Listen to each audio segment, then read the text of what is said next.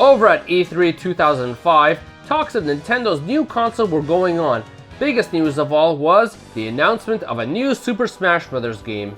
Caught off guard, the director of the first two Super Smash Bros. Games, Masahiro Sakurai, was surprised regarding the announcement as he had just left HAL Laboratory just 2 years ago. However, soon after, then president of Nintendo, Satoru Iwata, contacted him to also direct this new entry on Nintendo's new console, the Wii. And so came about a game that not only was the first to take the series online, but also introduced in a big surprise not just one, but two third-party characters to the roster. And so through 3 years of development, facing many challenges and changes, we got Super Smash Bros Brawl, featuring a larger roster, new modes, and even including a story mode. However, this was all after much work was done experimenting on a plethora of new ideas, many of which didn't make it in. These include cut story plans, unused animations, and of course, cut characters. So today on Cut Content, we explored the unused content of Super Smash Bros. Brawl. If you enjoyed this video, please hit the subscribe button and hit the notification bell too to further support us and keep creating new videos. To begin, we shall start with the most important aspect of the game, the Nintendo All-Star lineup, or lack thereof, by which I mean the cut characters. Masahiro Sakurai has confirmed prior that he had to cut characters due to time constraints, and so we have found within the data of the game the remnant of 7 cut characters, some of which dub them as the Forbidden 7. These include returning characters such as Mewtwo, Roy, and Dr. Mario, likely stayed cuts since they each have a similar counterpart in the game already. However, the other 4 were brand new characters, one of which was Toon Zelda and Toon Sheik as one pair. A counterpart for Toon Link to have here, even though Toon Sheik would have been an original creation since she did not appear in the Wind Waker. However, it is possible that this was actually Zelda's other alter ego, Tetra, that appeared in the Wind Waker and was called Toon Sheik to reflect the transformation ability, like with the non-Toon version. Another character was Dixie Kong. Sakurai actually even has commented on this and stated that she was originally to be a dual character with Diddy Kong, and they were tag out between each other like in Donkey Kong Country 2. However, she was cut out due to technical issues that they had, but they kept Diddy Kong as a solo fighter anyways. And then there is this character called Pra_Mai. A common theory is that these are the Pokemon Plusle and Minun, but going by the Japanese name Plusle and Minun. Fitting considering they were mascots of Generation 3. I imagine this may have been the Pichu replacement if they got in. Now, aside from cut characters, there were a number of characters that they considered but never went as far as development. These include Pac-Man, which Miyamoto suggested as the Namco rep. However, Sakurai went against the idea, since he wanted the pizza-shaped Pac-Man and thought it was too far-fetched. Guess he changed his mind on the design a little bit later. There was also Villager from Animal Crossing. He was dropped due to Sakurai thinking he wasn't suitable for a battle. Also appeared in the next game too. Mii Fighter was considered too, but excluded for multiple reasons. For one, Sakurai didn't think they'd be an interesting fighter, but also that they were afraid of online bullying with the character, since one could make a Mii look like themselves. Thus why in Smash 4, you couldn't play as the Mii Fighter online. Now, for characters that never became fighters in the series as of this video, Krstal from Star Fox was considered, but was dropped due to time constraint, as Sakurai wished for another clone character to Fox with that development crunch, which is why they went with Wolf instead. Here's a wacky one. Nintendog was even considered as a playable character, but Sakurai felt he wasn't suited for battle and made him an assist trophy. Really, Sakurai? Was he really just too OP to go out like this? Blastoise was planned instead of Squirtle at one point for the Pokemon Trainers lineup, but Sakurai wished for balance between each stage of evolution, so we got Squirtle instead. Of course, the ever-popular Geno was even considered, and Sakurai knew of his popularity and thought he would be a good fit. However, he was dropped for an unexplained reason. Of course, the very possible reason may be that it would require dealing with Square Enix as they own Geno. And with characters come character animations, ones that were cut to be exact. Now, these aren't your simple cut animations that were just stylistically changed, but rather seem to indicate bigger gameplay features for some. The first is Kirby, which in his cut animation looks as if he is charging to swing his hammer much as he does in Smash 4 here. This would have been a good parallel to King Dedede's introduction here if this ability made it in, as he also has that same move. Zero Suit Samus has a cut animation whereby she would throw her whip forward to grab and reel in an item from a distance and then throw it either high or low. A unique move if this stayed. Later on in Smash Ultimate, Isabelle has a similar move actually with her fishing rod. You guys thought tripping was bad in the game? Well, it seems there was an animation for Fox and Falco where their guns would jam too. This may have likely been another attempt at making Fox and Falco, who are already very overpowered in melee, to be even further nerfed with this random misfire. However, Wolf doesn't seem to have this feature since he was a late addition. Speaking of Wolf, he has an unused animation of Fox's rapid kick technique, further showcasing how he was planned to be even more clone-like initially. Now we have a few cosmetic animations too, including one for Captain Falcon. That is an early animation for when he jumps back into the stage after his final smash. Nowhere near as elegant. There are also a number of animations for jumping for the Pokemon trainer. It is possible that he was originally going to jump around the stage in the background following his Pokemon. Might have been a programming nightmare to have him mapped for every stage like that. And we also have these laughing animations for Diddy Kong called Special with Laugh and Special Air with Laugh, which indicates that this is part of the banana toss move, which likely when someone slips on them, Diddy would laugh at them. And lastly, a number of animations for the sandbag. Now the sandbag is considered an item in Brawl, and so he isn't grabbable. However, his grab animations are all here and may have been removed late into development, as every character except for Snake can grab him. However, that isn't all to existing characters, as there are a lot of aspects that point to cut effects, weapons, and even armor damage through unused assets. The big first ones are plans for the characters to be damaged as the fight went on. This is because there are unused damage textures for Captain Falcon's mask, Meta Knight's mask, Link's shield, Ike and Marth's swords, and Lucas's baseball bat, with cracks and damage all across them. Some of these even show further progression of damage, such as both Marth and Ike's swords breaking entirely. I imagine this would have changed how they'd play, since both their reach would have been cut in half, literally, and might even be why this was dropped in the end. As well, amongst Link's textures exists the Ordon sword from Twilight Princess.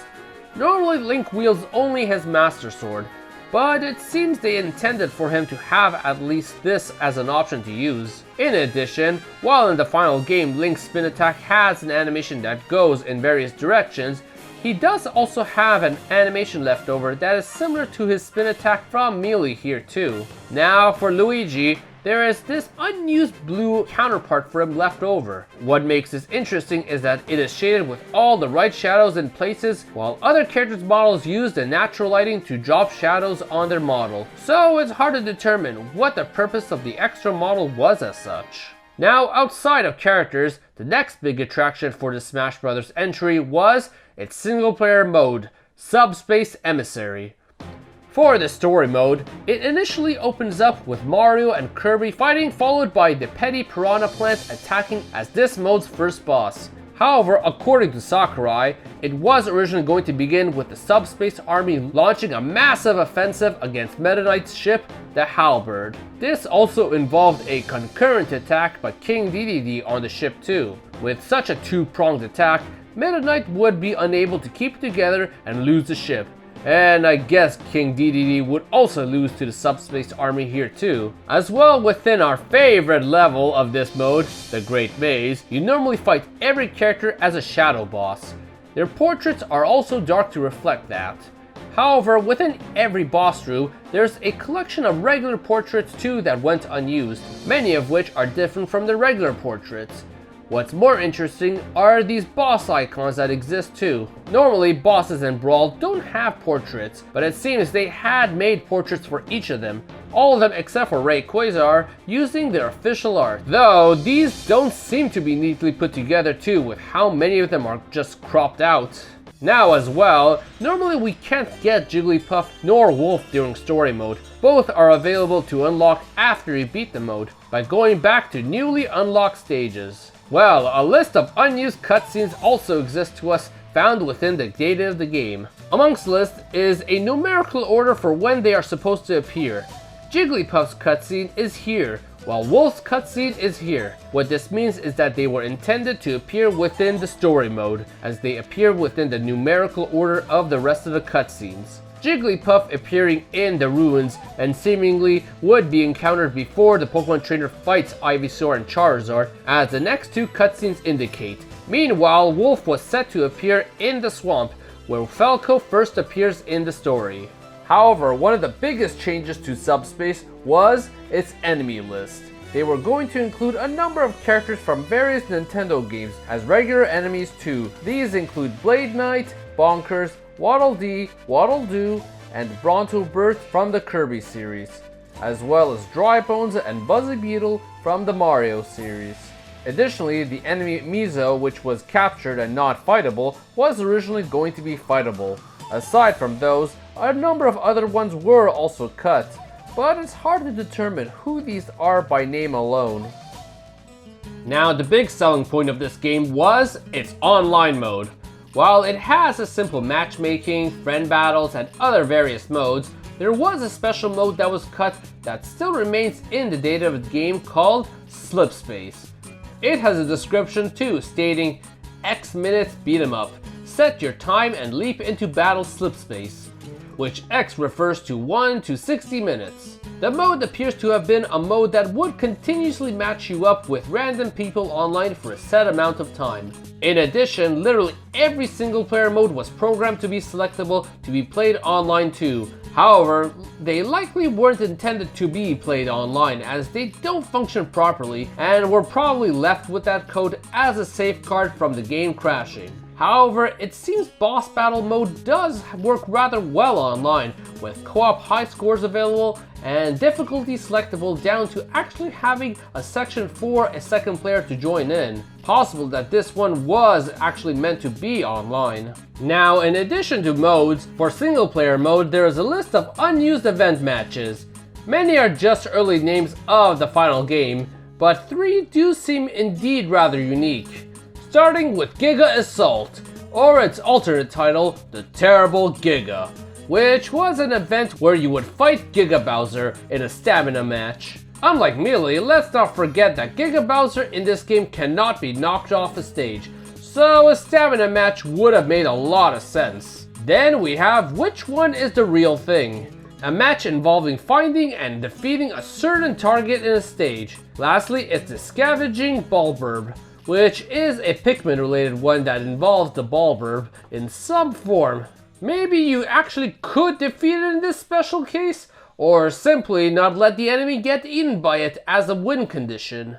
Now of course, with all these events and characters, they all gotta fight somewhere, which brings us to stages. There are no cut stages, but there are a lot of unused elements for existing stages. First, let's talk about beyond the boundaries of the stage. Starting with Mario Circuit, a stage well known to most Mario Kart fans. In the actual stage, you are at what is the crossroads of a map that usually looks like a number 8, or infinity symbol if you want to be picky. However, if you zoom the camera all the way out, the entire track is actually here. There are even details like blocks and trees too. Normally, this much is not needed as the camera is in no ways going to see this. In fact, cutting on the unneeded sections could have it saved on memory too.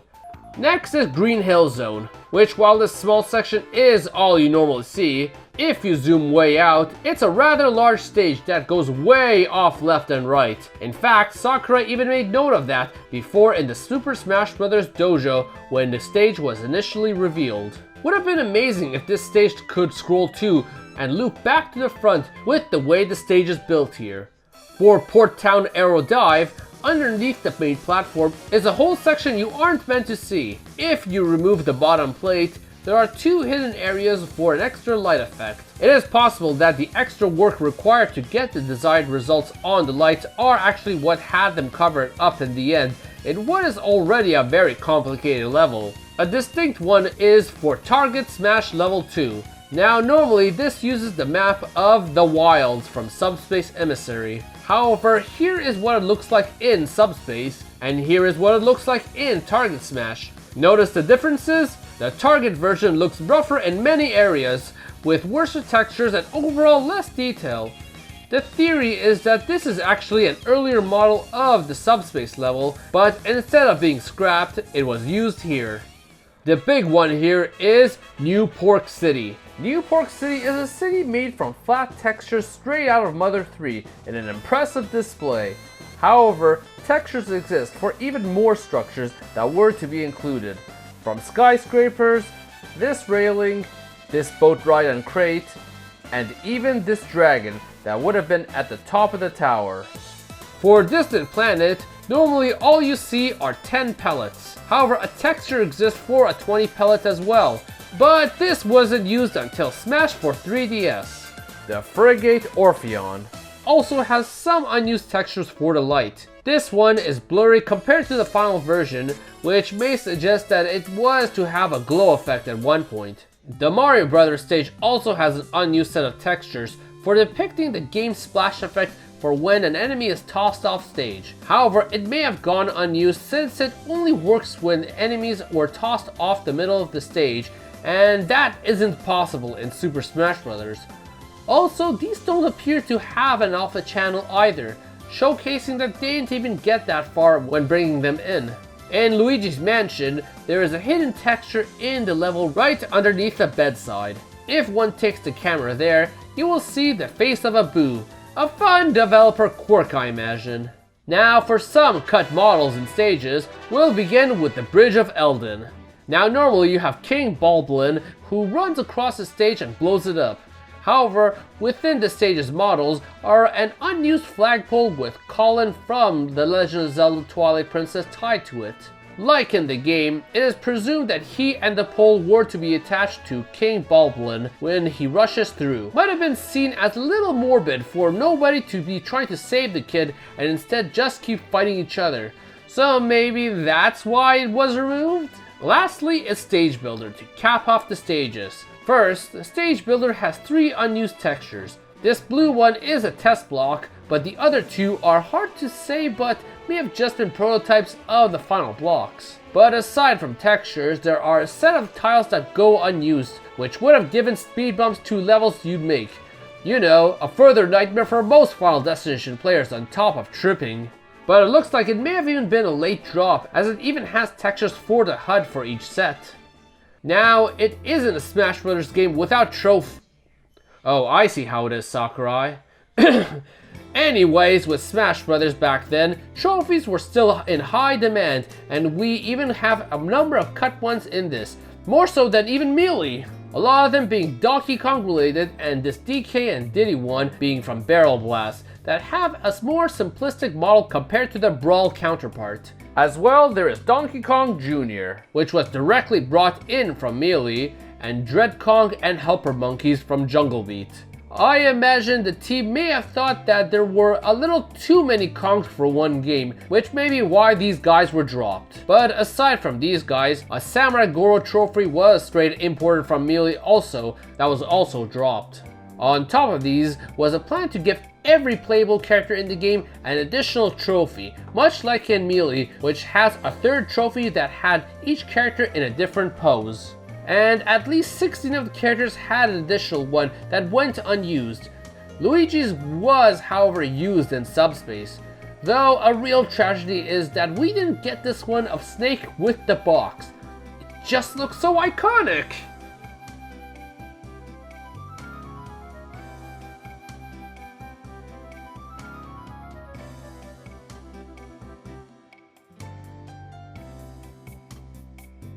Now, along with these, there is also an unused trophy base. This one being more of a black tone compared to the versions we've seen in the gallery and the collection. And as well, a missing black texture exists for Goombella's trophy. The final one just has her front on both sides, an odd exception in my opinion. In addition, there are two trophy previews that exist for what might be cut trophies. One being Meta Knight's sword and the other for Hellerin's. The latter might have been removed due to how its assist trophy features only one color, while initially it appears to have been many different colors. Speaking of which, there are a few assist trophies we need to touch upon. In this case, one major one that appears to have been removed was Ridley. Amongst the effects in the games, there are references to Ridley within the assist trophies. Demand was then high for Ridley too, but it seems Sakurai was at that time still very much on the idea of just keeping him on the bench here. At least he kinda is doing something in Smash 4? But aside from that, one more Metroid related one is within the Metroid Assist trophy that has a little Mr. Saturn hidden within its texture. Never goes used of course, but quite a strange thing to be here at all in the first place. Now, there aren't many cut items in this one, but there are two that appear to have been cut but found within an internal list of training mode. One for a hover disc, and one for the X-Parasite from Metroid Fusion, the latter of which could have been quite frightening. Now, on to music, a very iconic subject for the series. Being that this was the first Smash Bros game that introduced CDs to collect, normally these are all unlabeled discs upon picking them up. However, it seems that labels were once initially planned, with 3 found here, including Zelda Ocarina of Time, Yoshi's Story, and Star Fox Assault. I imagine it would have been a rather tedious task to make labels for each specific game the songs appear from, so it was dropped. Now, a large amount of music appears to have been cut from the final game, but their file names do remain. This includes music from everything including Mario and Luigi Partners in Time, Ballad of the Windfish from Zelda Link's Awakening, a remix of which would have been so amazing, more music from Fire Emblem, and more Earthbound tracks amongst many other tracks. On top of that, there were even some likely removed for copyright reasons. Most infamous of all being the Metal Gear Solid theme that was noticeably absent from this game, which at the time, Konami and Kojima had been hit by plagiarism allegations for a Russian song that sounded somewhat similar to the main theme. As well, there was one called Forest Mushroom, which many believe may be the ever popular Beware of the Forest Mushroom song from Super Mario RPG. But this may have been removed for the same reason as Geno being discounted, dealing with Square Enix. And the Sonic CD song, You Can Do Anything, which licensing issues may have prevented it from appearing. Now on top of that, it seems that every character was going to have a unique victory fanfare. Something that becomes more common later in the series with only Meta Knight getting it this time around. The data even indicates unique fanfare for Mewtwo and Roy, which as mentioned earlier were cut. Now in Melee, when a character gets hit by a strong attack, they would yell out much louder. However, this was absent from Brawl, but it seems they had made them for nearly every character in the game too. Here are a few of them in comparison to their regular yell. Oh! God!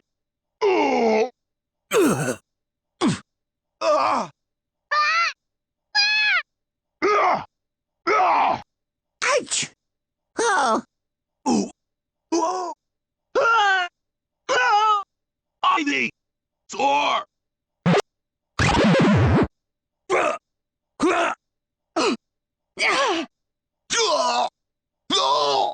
Of course, many of these did end up getting used for Smash Ultimate in the end, but unknown why this was never used here.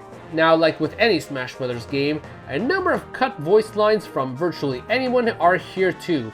Many are just different takes of existing lines, and plenty of unused grunts too. But there are also some unique lines which we'll listen to. Starting off with Captain Falcon's cut victory line going, Yes! in a more restrained manner compared to how he normally yells everything. Ike shouting, You're through! Lucaria going, The aura restored. which may refer to when the Aura Sphere is charged, but it is also grouped with his final smash, so it might have had something to do with its activation? Luigi also has a scream of his in Luigi Mansion style going, which is paired with a special, pointing specifically to his up special. Considering his up special is currently just a copy of Mario's, this may point to a very different up special originally planned. Meta Knight has a victory speech that also goes unused, going, Now, my power is without rival. Longest we've seen him talk in Brawl here. Amongst the final smashes, Pit has an unused line that goes, Here we go! That would have been paired with his existing All Troops Move Out. Peach also has a stranger, which may have been related to her glide. Now Snake has a line for when he plants a C4 going, There! This did eventually appear in Smash Bros Ultimate though. And of course, the announcer has a few lines too that go unused, including Fighting Alloy Team! which was to be used during Classic Mode, but you never fight them there like you would normally fight the equivalent pairs in Melee and 64. And Stage clear! which likely would have played when completing a stage in Subspace Emissary, as those very words appear on the screen. Now, aside from dialogue, there are a number of unused sound effects too.